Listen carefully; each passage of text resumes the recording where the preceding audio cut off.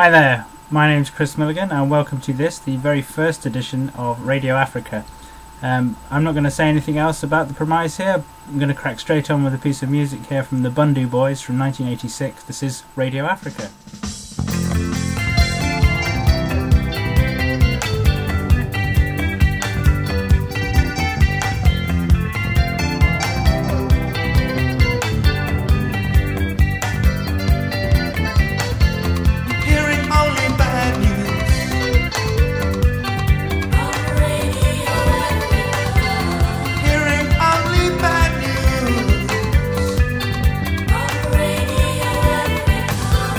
Still got trouble with a monster in the south.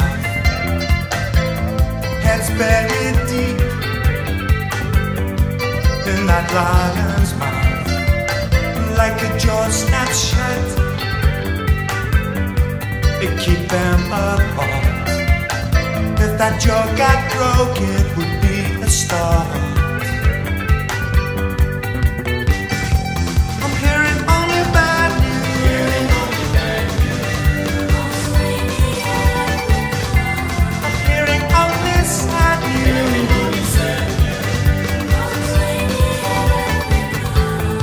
Still complains about the foreign aid. They do better to change the terms of the trade. There's more tanks than food in the Argentine. It looks like Moscow got it wrong again.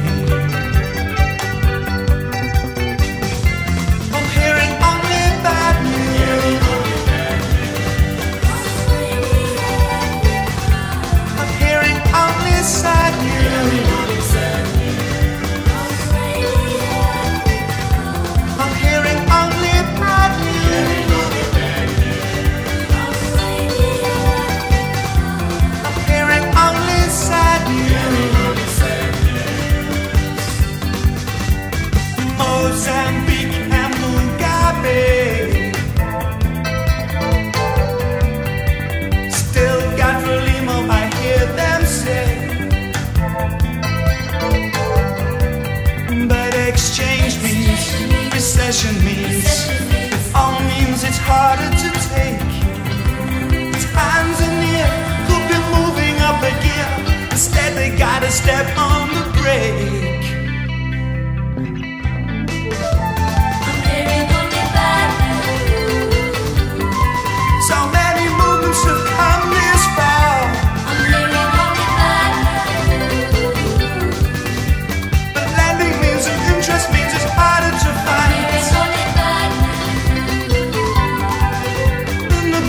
Has a hidden expense. When the hands on the purse strings are white.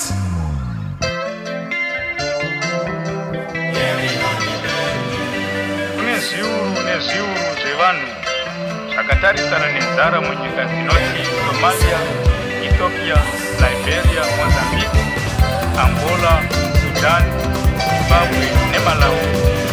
Izvi zvichikonzerwa nekuviwa kwehondo, kushaipa kwemvura nekufa kwezvifuwo nezvirimwa.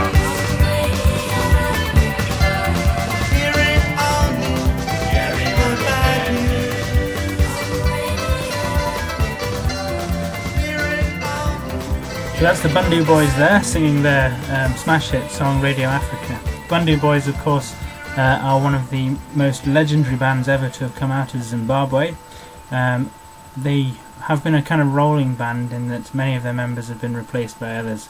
I'm going to talk a lot more about the Bhundu Boys in later episodes because personally they're one of my favourite bands, and I also think they have one of the most checkered and representative histories of any African musician or any African band that's been around. A couple of them are still going. It is important to point out the Bhundu Boys, very big in the 80s and early 90s. Most of them are largely now dead as a result of HIV/AIDS infection, which erupted in Zimbabwe around the time that they started playing and touring. They've also had kind of tragic mistreatment by Western